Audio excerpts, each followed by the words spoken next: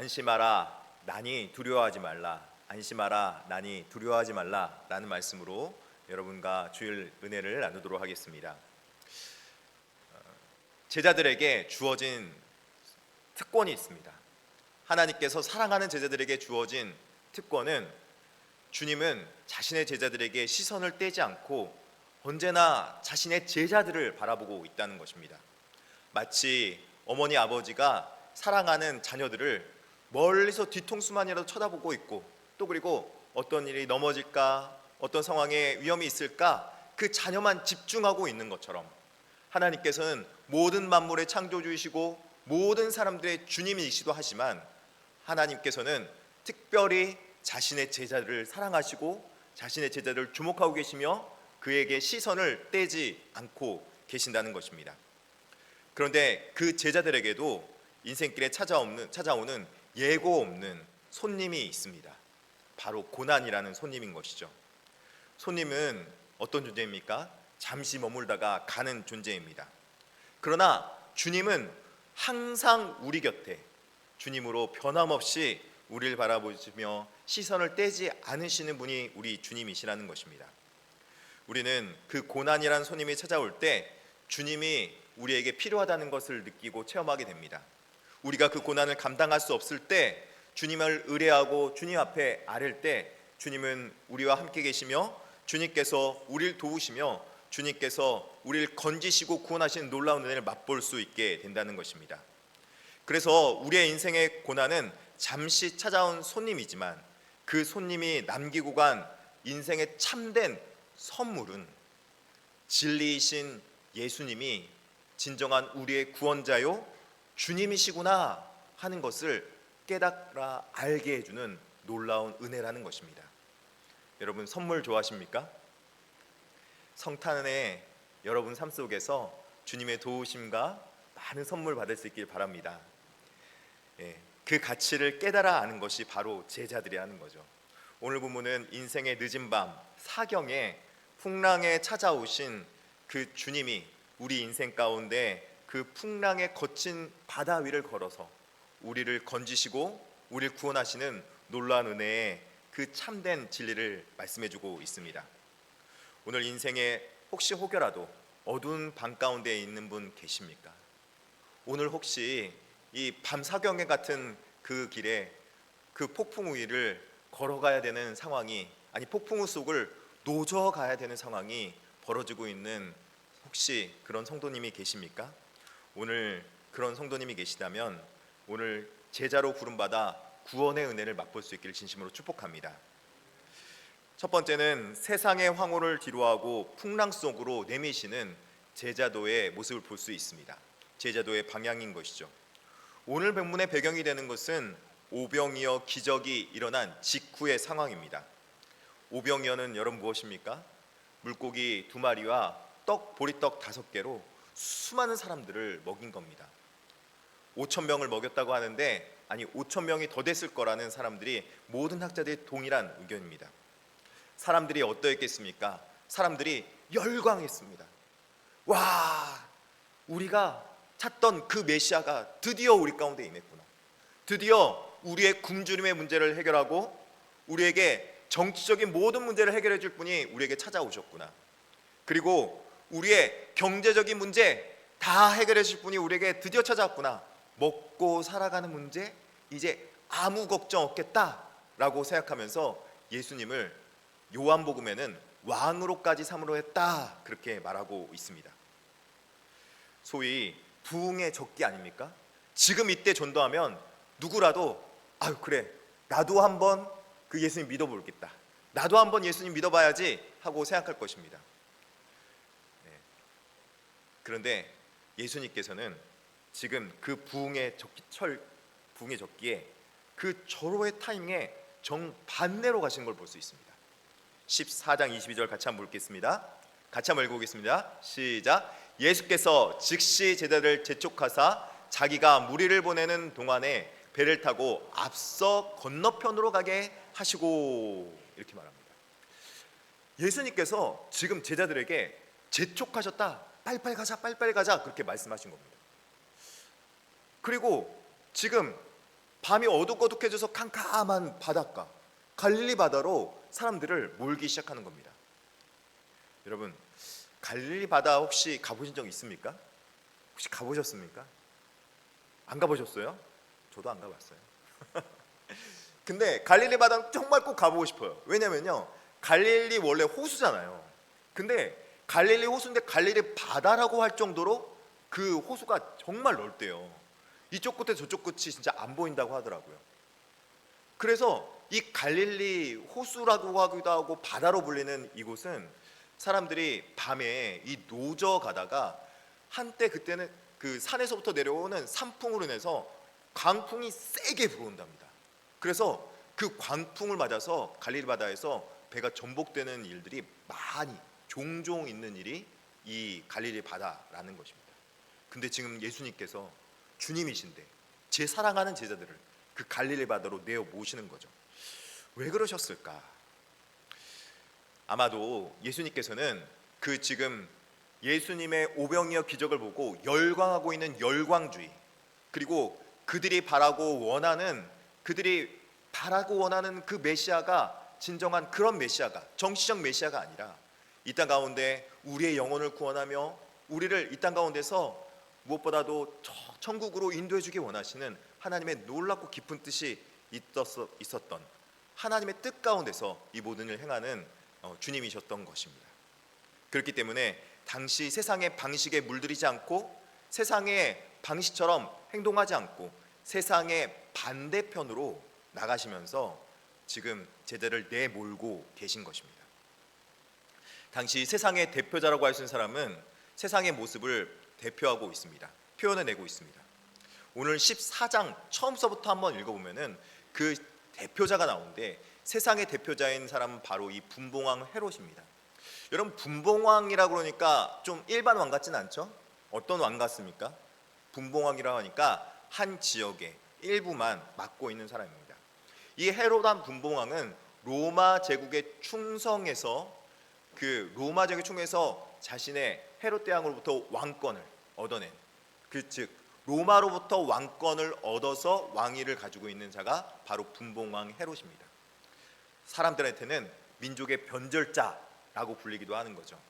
또 그리고 자신의 욕구 성취와 성공을 위해서는 물불을 가리지 않는 자였습니다. 그런 로마의 권력을 등에 업고 갈릴리 지역과 베레아 지역을 다스렸을 뿐만 아니라 자신의 욕망을 위해서 자기 동생 헤로디아의 아내를 빼앗는 일까지 서슴지 않았던 자였습니다. 자신의 체면과 정적 입지를 위해서 세례 요한을 목베어 죽였을 뿐만 아니라 나중에 가선 예수님께서 모든 사람들의 인기를 얻었을 때 예수님을 희롱하고 조롱했던 자가 바로 이 분봉왕 헤롯이라는 거죠. 어떻게 보면은 자신의 모든 욕구를 위해서 모든 것들을 빼앗고 다스리고 악행하는 자의 대표자인 것입니다. 예수님의 제자들이 오병이의 인기를 얻고 마치 헤롯 왕과 같은 그런 세상의 권력의 달콤함에 취하는 것을 원치 않았던 것 같습니다. 그래서 그들을 헤롯 왕 반대편에 있는 곳으로 보내신 것이죠. 세상과 반대편에 있는 곳으로. 비록 그 길이 맞바람이 불고 물결이 거슬러 고난을 당하는 길일지라도 오히려 그 길로 가는 것이 제자들에게는 유익합니까? 유익하지 않습니까? 오히려 유익한 거예요. 때로는요, 제가 고난을 손님이라고 표현했던 것처럼 고난이 우리 삶 속에서 왜 필요할까? 고난 정말 안 왔으면 좋겠는데, 하나님, 저는 정말 평탄한 길만 가면 좋겠는데 평탄한 길만 주실 수 없습니까? 여러분, 저와 여러분의 공통된 마음 아니겠습니까? 고난 받고 싶은 사람 손 들어 보십시오. 머리를 긁죠. 갑자기 손을 이렇게 긁혀가지고 고난이라는 것을 원하는 사람 아무도 없어요. 그런데 그 고난 가운데 주어지는 놀라운 은혜는 있다는 거죠. 예수님께서는 지금 세상의 헛된 영광으로부터 우리를 보호하시기 위해서 참된 제자의 길을 걷게 하시려고 때로는 쉽진 않지만 그 길을 걸어가라고 말씀하고 있는 것입니다. 아니, 그 길 위를 걸어서 맞서 이겨나가라고 말씀하고 있는 것입니다. 예수님께서 험한 풍랑 같은 곳이더라도 제자들을 어두운 밤길을 갈릴리 바다로 밀어 넣으셨고, 어떻게 보면 그 길이 완벽해 보이진 않더라도 그 길은 완벽하고 철저한 길은 아니더라도 그 길을 걸어갈 수 있도록 해주셨습니다. 그렇다면 그들이 가는 목적지는 도대체 어디일까요? 그들은 어디로 가야 되기 때문에 그렇게 그 길을 거쳐가야 되는 것일까요? 두 번째는 영문 밖으로 나아가 풍랑이를 거두시는 주님을 맛보게 해준다는 것입니다. 제자도의 목적지라는 것입니다. 밤 사경에 갔다 그렇게 말합니다. 밤 사경이 언제일까 제가 너무 궁금했어요. 그래서 그 밤 사경을 보니까 새벽 3시서부터 6시 사이더라고요. 그때가 이 새벽 가운데 가장 어두운 때라고 합니다. 동트기 바로 직전에 가장 어두울 때, 새벽 3시 6시에 제자들은 거친 바다에서 지금 열심히 노를 젓고 있습니다. 근데 열심히 노를 저을 때 얼마나 열심히 노를 저었나 잘 몰랐는데 마가복음 6장의 평행 본문, 오늘 본문에 평행하고 있는 그 본문을 보면은 제자들이 바람을 뒤에서 받아야 되는데 노를 젓다가 바람을 거슬려서 바람을 반대편으로 걷다 보니까 너무 거슬려서 나아가고 있지 않는 상황인 거예요. 열심히 노는 졌는데 열심히 애는 쓰는데 바람에 거슬려서 지금 멈춰 있는 것 같은 그런 상황이라는 거죠. 주님이 없는 상황에서 그들은 아무리 노를 젓고 아무리 애를 써도 밤새도록 저었는데 그 자리에 있는 것 같은 그런 상황이라는 것입니다. 가는 길 평탄하게 해주시. 아니 예수님 사랑하는 제자들 아닙니까? 예수님 제자들 사랑한다고 그러지 않았습니까? 왜 그토록 힘든 일 시키시는 겁니까?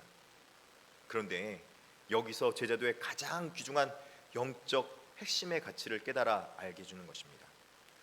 우리가 힘쓰고 노력하는 것에 대가와 가치의 소중함을 깨닫게 해주는 것이죠. 주님 없이는 아무것도 아니라는 것이요.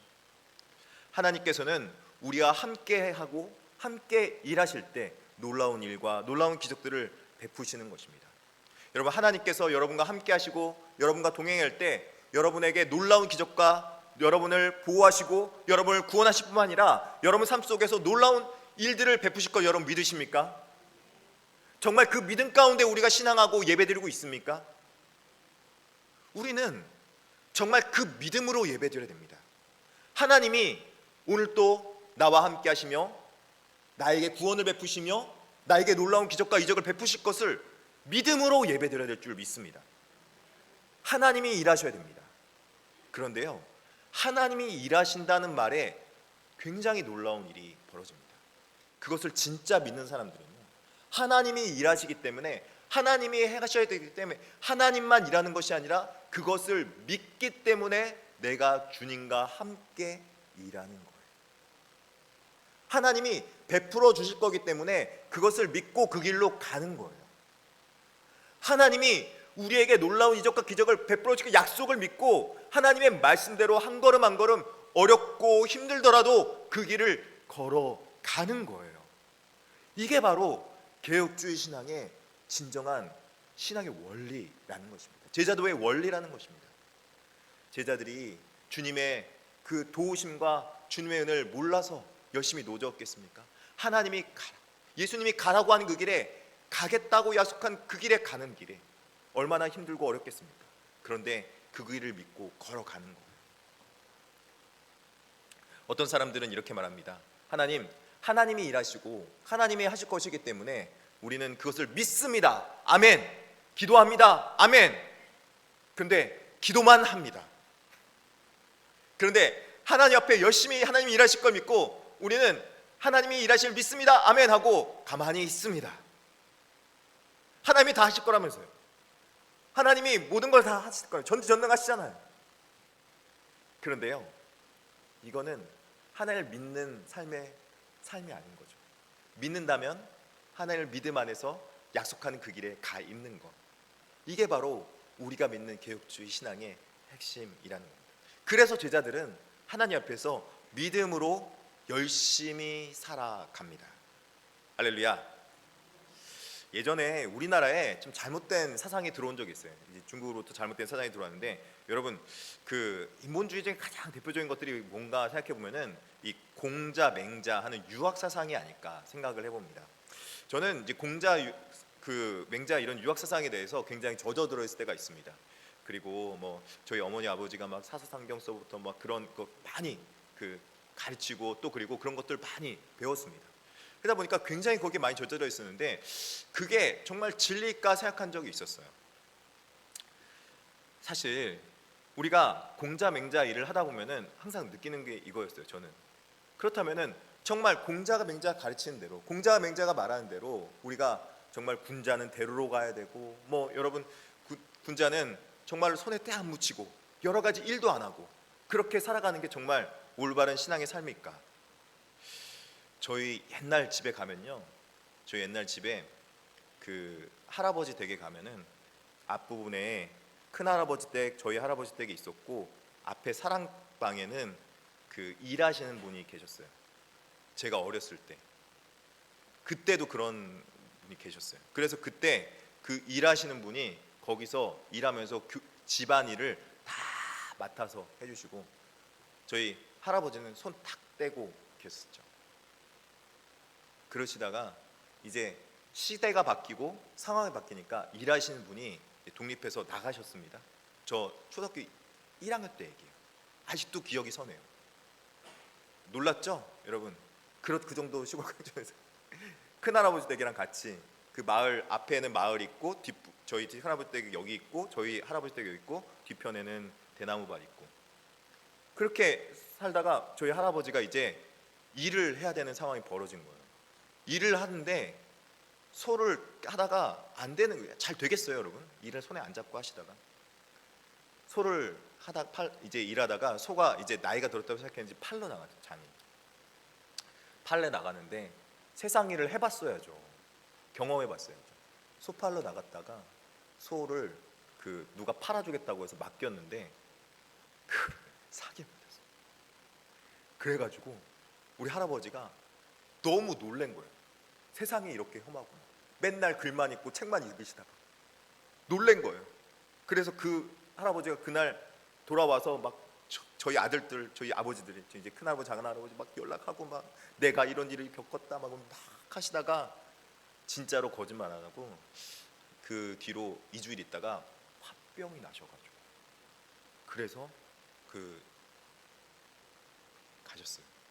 제가 그걸 보면서 깨달았어요. 세상에 손 한 번 안 묻히고 손때 안 묻히고 그렇게 사는 게 다 좋은 것 같지는 않다. 힘들고 어려울지라도 정도를 걸어가고 바른 길을 걸어가고 진리를 찾아가는 것이 늦게 가는 것 같지만 빨리 가는 거다. 여러분 믿으십니까? 여러분 어렵고 힘든 일이라고 우리가 외면할 필요 없어요. 그 길이 우리에게 필요해서 하나님께 주신 거라면 하나님께서 이 길을 통과할 수 있는 믿음도 허락해 주시고 능력도 허락해 주시고 그리고 어려운 일을 돌파할 수 있는 신앙의 굳건함도 허락해 주시옵소서. 아멘. 항상 제가 기도하는 거예요. 하나님, 제게 어려움이 찾아오지 않을 거라고 생각하지 않습니다. 심지어는 우리 자녀들에게도 어려움이 찾아오지 않을 거라고 절대 생각하지 않습니다. 그러나 하나님께서는 하나님이시기 때문에 어려움을 찾았을 때 그 어려움을 이기게 할 수 있는 믿음과 능력과 도구와 환경을 허락하여 주시옵소서. 제가 그렇게 간구하는 거죠. 우리의 진정한 제자도의 모습은 바로 이런 모습이라는 겁니다. 어렵고 힘든 일이 우리 가운데 있을 수 있습니다. 그러나 그 가운데 예수님이 함께 하신다면 그 모든 일을 돌파해낼 수 있고 그 모든 가운데 두려워하지 않을 수 있다는 것입니다. 한참을 도저었는데 그 자리에 머물러 있는 그때에 바다 위에 누가 저기서 멀리 걸어오는 겁니다. 사람들이 다 놀랐습니다. 제자들이 어휴 저게 누구야? 바다 위를 걸어와 이 선만풍랑에서 유령 아니야? 하고 있을 때 그때 저 멀리서 익숙한 말이 목소리가 들려옵니다. 얘들아 나다 나야 나 하고 외치는 거예요. 누구예요? 주님이시. 주님이 우리에게 찾아오셔서 이렇게 말하는 거죠. 나니 두려워하지 말라. 나다 두려워하지 말라. 주님이 우리와 함께 계시고 주님이 우리의 상황을 바라보고 계셨으며 주님의 우리의 그 힘듦과 지침과 어려움을 이미 알고 계셨다는 것입니다. 제자들이 그 노를 저으면서 어떤 생각을 했을까? 아마도 예수님께서는 이 풍랑이를 밟고 오셨다고 말씀하셨는데, 이 풍랑이를 저는 아무리 생각해도 풍랑이를 왜 밟고 오셨을까 생각해 봤어요. 풍랑을 속에 들어가셔도 되고 아니면 하늘을 날아오셔도 되고 여러 가지 방법이 있는데 풍랑이를 왜 밟고 오셨을까? 예수님께서는 풍랑이를 밟고 오신 것은 아마도 이 모든 것들을 잠잠하게 하실 수 있으며 모든 것들을 다스릴 수 있는 주님이심을 보여주기 원하셨던 것이 아닐까 생각합니다. 풍랑을 발 아래 두시며 제자들에게 나오셔서 말하는 것이죠. 이제 우리가 가고자 하는 길에 가자, 영문 밖으로 나아가자 말씀하고 있는 것입니다. 예수 그리스도께서는 이 땅에 우리 고난당하고 힘들어하고 있는 우리를 위해서 이 땅 가운데 하늘 영광 버리고 찾아오셔서 우리의 아픔을 위로하시며 우리를 고치시며 회복시키실 뿐만 아니라 우리가 이 세상 속에서 넘어지고 쓰러져 있는 모습에 있기를 원치 않으시고 영문 밖으로 나가서 세상 속에서도 승리 얻으며 살아갈 수 있기를 원하시는 진정한 주님이시라는 겁니다. 그래서 히브리서 13장 12절에 13절에 이런 말씀이 있습니다. 우리 한번 같이 한번 읽어볼까요? 시작. 그러므로 예수도 자기 피로써 백성을 거룩하게 하려고 성문 밖에서 고난을 받으셨느니라. 그런즉 우리도 그의 치욕을 짊어지고 영문 밖으로 그에게 나아가자. 마치 이 풍랑이 있는 대로 나가라고 한 것은 예수님께서 이 땅에 고난을 받으시고 그 고난을 이기셨던 것처럼 우리도 그 치욕을 오히려 짊어졌으나 그 치욕을 이기고 영문 밖으로 나아갈 것을 원하시는 예수님의 마음이 있었다는 것입니다. 풍랑이 있고 어둡고 캄캄한 바다 한가운데 제자들과 함께 계시는 예수님, 오히려 예수님께서는 풍랑이 없고 아무 평온한 곳에 제자들 가운데 찾아온 것이 아니라 어둡고 캄캄하고 풍랑이 있는 곳에 찾아오시는 예수님이라는 것입니다. 그러므로 사랑하는 성도 여러분, 오늘 내가 혹여라도 풍랑 만나셨습니까? 혹여라도 여러분 삶 가운데서 지금 캄캄하십니까? 여러분에게 예수님이 찾아올 바로 적기라는 것입니다. 그래서 여러분 삶 속에서 예수님이 주님으로 임재하시고 예수님께서 여러분에게 함께 하실 뿐만 아니라 여러분의 구원의 능력을 베푸시며 놀랍고 하나님의 놀라운 사랑을 경험할 귀한 기회라는 겁니다.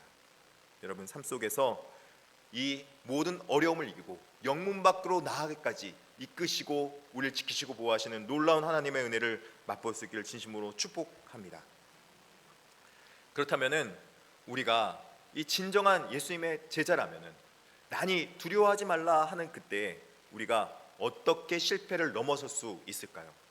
세 번째는 실패를 넘어 성령의 능력으로 나아가는 제자들의 모습을 볼 수 있습니다. 제자도는 훈련의 과정이 필요하다는 것입니다. 이 주님의 모습을 보면서 다른 여러 제자 중에서 수제자 베드로가 나서기 시작합니다. 전요 베드로가 성격도 급하고 또 어느 때 보면은 좀 이렇게 좀 모질 죄송합니다. 베드로 만나 뵈면 좀 약간 좀 부족한 것 같아요. 뭔가 좀 안 찬 것 같죠? 그럴 정도로 베드로를 보면은 항상 좀 그런 부분이 있어요. 그런데 베드로가 항상 수제자예요. 베드로가 왜 베드로일까? 베드로가 이렇게 말합니다. 주여, 만일 주님이시거든 나를 명하사 물 위로 오라하소서, 그렇게 말하는 거예요. 베드로는 배라는 안전한 지대에 있지 않고 주님을 바라보며 주님을 갈망했던 것입니다. 노를 저으면서도 항상 주님 언제 오시나, 주님이 오시면 이거 잠잠할 텐데 주님 함께하여 주옵소서, 그렇게 주님을 간절히 원했던 것이죠. 그때 주님이 찾아왔습니다. 그러자마자 주님, 만일 주님이시면 나를 명하사 물 위로 걸어서 주님께로 가게 하여 주시옵소서, 그렇게 말씀한 거죠. 물 위를 한 걸음 내딛습니다. 첨벙하고 빠질 줄 알았는데 턱 하면서 걷는 거예요. 또 한 걸음 걸었습니다. 턱 하고 걸치는 거예요. 놀란 거예요. 와, 내가 걷고 있다니. 그러면서 딱 눈을 들어 봤는데 가야 할 길은 먼 거예요. 가야 할 길이 지천인 거예요. 어떻게 가지? 저 풍랑이 있는데. 그렇게 마음에 근심하는 순간 베드로가 풍덩 하고 빠져버리는 거죠. 이 장면 정말 믿음의 그 보편적인 사람의 우리의 모습 같지 않습니까? 주님이 우리가 살아계시고 함께 하시고 우리 구원하신다는 것 설교 시간 들을 땐요, 할렐루야 아멘 그러면서 하나님 살아계십니다 아멘 하면서 여기서는 뭐든지 다 이루어질 것 같아요. 뭐든지 다 할 수 있을 것 같아요. 할 수 있다 하시는 나의 능력 주 하나님. 그리고 딱 저 문 밖을 나가는데 저 문 밖으로 나가는 순간 그 믿음 다 어디로 갔는지, 그 말씀대로 살아가겠다는 그 믿음의 다짐들, 믿음의 그 견고한 고백들 찬양할 때 하나님만이 영광 받으시옵소서, 그 말 다 잊어버리고 다 잊어버리고 나가는 거죠.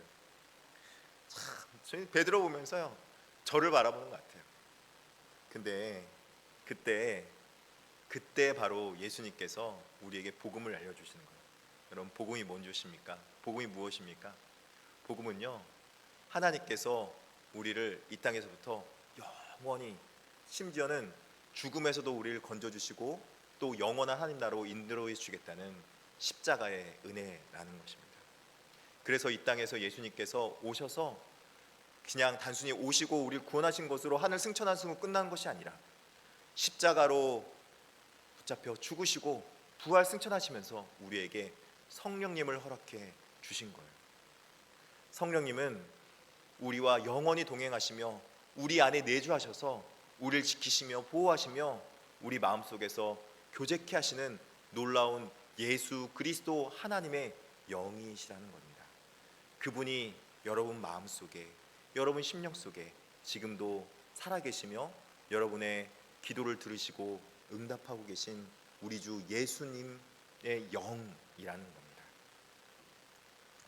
예수님이 어디 가시며 어디 가든지 우리 성령님과 동행할 때 우리는 예수님으로 인하여서 힘을 얻으며 예수님으로 인하여서, 예수님의 성령으로 인하여서 우리는 은혜 받고 살아갈 수 있습니다.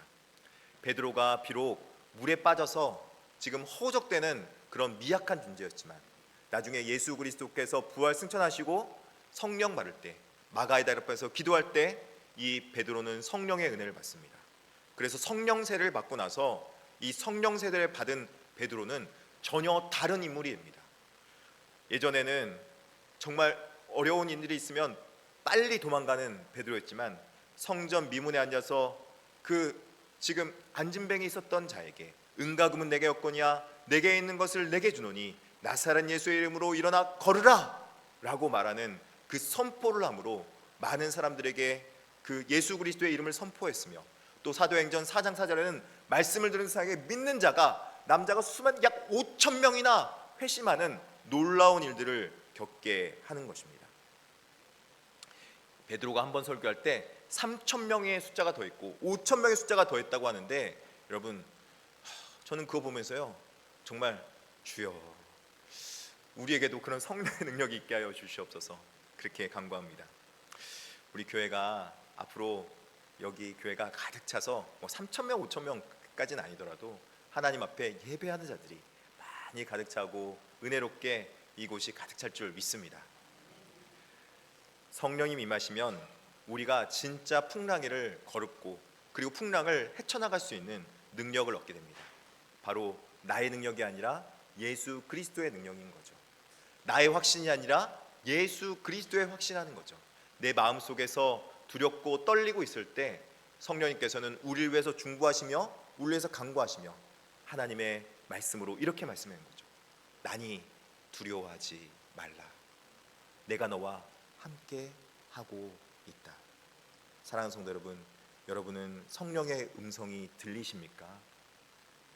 성령의 음성이 여러분 마음속에서 들리고 세상 모든 뉴스와 음성보다 성령의 음성이 여러분 마음속에서 샘솟듯이, 반석에서 샘솟듯이 솟아나고 계십니까? 그 분이 바로 성령 세례 받은 예수 그리스도의 제자가 될 줄 믿습니다. 또 그리고 구하는 자에게 성령을 주시지 않겠느냐 약속하신 그 자들에게 모두에게 성령의 은혜를 주시는 것입니다. 이제는 그 성령 받은 백성들이 영문 밖으로 함께 나아가야 되는 것입니다. 인생 풍랑이 받은 가운데서 이제 영문 밖으로 나아갈 수 있도록 이들의 신앙의 고백을 하는 걸 볼 수 있습니다. 33절 우리 한번 같이 한번 읽어볼까요? 33절입니다. 시작. 배에 있는 사람들이 예수께 절하며 이르되 진실로 하나님의 아들이었소이다 하더라. 여러분, 예수 그리스도를 주라 고백하는 건요, 성령이 아니고서는 못한다고 분명히 말씀하고 있어요. 지금 이들에게 성령이 임했습니까? 안 했습니까? 임한 거예요. 그런데 예수 그리스도께서 죽으시고 부활하셔서 오시기 전에는 그 성령의 세례는 잠시 일시장 순간순간 임한다고 해요. 구약에서도 성령이 순간순간 임해요. 그러나 신약 이후에 예수 그리스도께서 부활 승천하시고 나서 성령을 부어줄 때는 성령을 하나님께서 부어주신다, 그렇게 말씀하세요. 그래서 누구나 이 땅 가운데서 성령의 세례를 받고 성령의 은혜를 충만하게 누리며 성령이 우리 안에서 샘솟듯이 놀라운 은혜로 경험되어질 수 있다, 그렇게 말씀하는 것입니다. 단순히 입술의 고백만으로 멈추는 것이 아니라 성령의 능력으로 신앙 가운데 우리 삶 속에서 충만함을 입어서 고난도 이겨내며 파도도 이겨내며 우리 자녀들이 앞으로 살아갈 험난한 세상 속에서 내가 아버지로서 어머니로서 도와주지 못할지라도 하나님께서 우리 자녀들을 지키시고 보호하시고 인도해 주는 놀라운 역사를 경험케 해 준다는 것입니다. 여러분, 성령을 사모하십시오. 성령의 세례를 간구하십시오. 오늘 또 하나님 앞에서 정말 그냥 예배드리고 가지 마시고 성령 하나님 이 자리 가운데 인자해 주셔서 하나님의 놀라운 기적과 은혜를 맛보게 하여 주셔서 우리 자녀들에게, 우리 가정에 성령의 역사를 경험케 하여 주셔서 그렇게 기도하며 나아갈 때 하나님께서는 오늘 또 성령의 놀라운 기적과 역사를 이루어줄 줄 믿습니다. 이런 은혜를 경험할 수 있는 저와 여러분에게 진심으로 바랍니다. 우리 하나님 앞에